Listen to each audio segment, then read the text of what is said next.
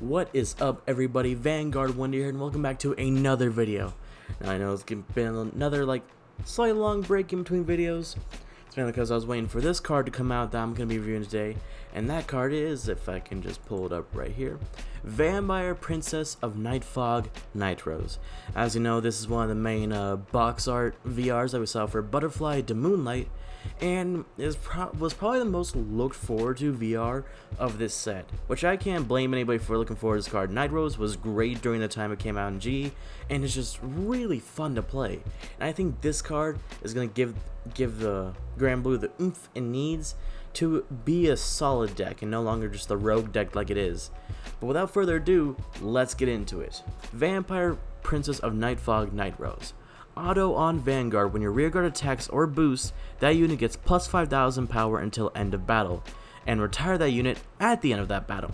So that already is pretty good, because it says auto, not continuous. I don't know if that would matter, but in my head, that means, so if you have one rearguard boosting another, the rearguard that's boosting gets plus 5. Then the unit that's attacking also gets plus 5. You're basically getting plus 10k a column, which is pretty nice little boost. Now for a second skill, auto on Vanguard or rear, no, just Vanguard, sorry.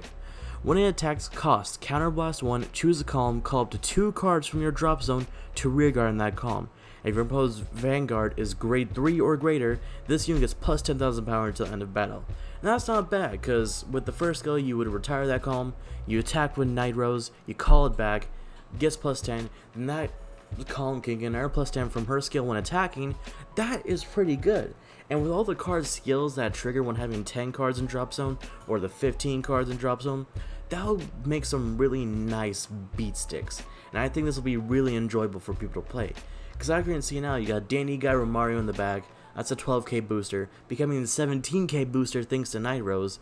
Then you got, let's say, Greed Shade up in front, which becomes 14k booster, and if you're running Protect 2, that's already good enough, because then it becomes 19k. I'm not going to do the math right now because I can't add 19 plus 17 into my head, but that's kind of big.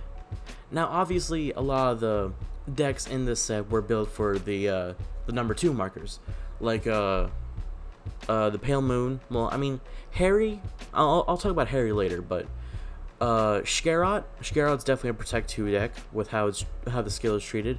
Nightrose, I feel like you can choose between running Protect 1 or 2, but I feel like for most points you're going to run Protect 2 because you want that power boost. Now, for the grade 3 lineup, I'm going to say for your grade 3 lineup, for anyone who's looking at Grand Blue, feel free to take this advice with like a grain of salt, but this is just what I do. I would run 4 of this, 4 Nightrose, 4 Cocytus, and 2 Skull Dragon. Cocytus is still a really good card because counterblast 1, mill 4, that's like one of your best resources, and then you get to call because of it. If you ride that off of Nightrose, you're calling already a good ton of units, and you already got the boost in drop zone. It's amazing. And Skull Dragon, of course, just beat Stick McGee over there. That'll just swing over anything. So yeah, that would honestly be my personal lineup if I were to play Grand Blue. I kind of want to, but I gotta save up for Shadow Paladin.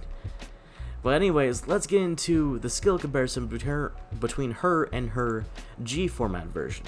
Vampire Princess of Nightfog and Nightrose. Auto on Vanguard, once per turn, Generation Break 2, put 3 cards from the top of your deck into your drop zone. When your rearguard is put into your drop zone, you may pay the cost. If you do, you may call that card to rearguard. This can only be played the first time it activates a turn, so it's basically just I think it's a hard once per turn, which makes sense because it's on Vanguard. And that's not bad. You get to call a unit back in mill 3. I'm sure the mill 3 would help you proc off skills. For a second skill, auto on Vanguard, counterblast 1. When your G unit stride during your turn, you may pay the cost, choose up to 1 card from your drop zone, call it to rearguard, and it gets plus 2,000 power to the end of turn. Now I see how they took a little bit of the elements from the G version and implemented standard. Because with calling it back from drop zone, yes, that's Grand Blue's entire thing. But with how Nightrose does it, it is kind of specific.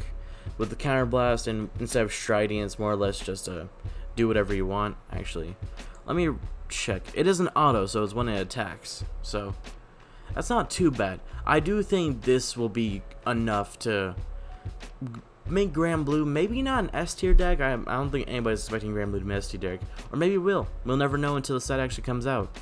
I'm thinking a low A tier, high B tier deck, and that's pretty good because Grand Blue previously with just Cocytus and Baskirk and everything else was more of a rogue C tier deck, maybe a low B tier.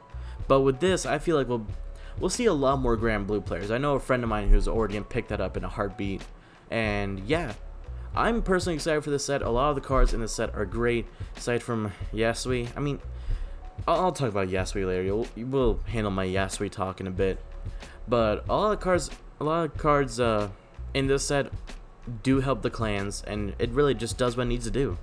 It doesn't do anything crazy, anything bad. It's just, these are good cards. These are not like, these are cards that would not cause power creep, honestly. And if they do cause power creep, then well, Bushy's doing something wrong. Then again, it's Bushy. They're always doing something wrong every now and then. But anyways, let me know what you think of Nightrose in the comments below. And if you like this video, please make sure to scroll down and leave a like on, well, the video.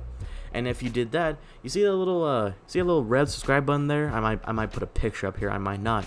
We won't know until I edit. But you see that red subscribe button there? Why don't you click on that? Make it gray. It would make me happy. I'm sure it would make you happy to keep getting Vanguard content. Even though you could go watch different fight, but come on, you're here for me. You're for me for a reason.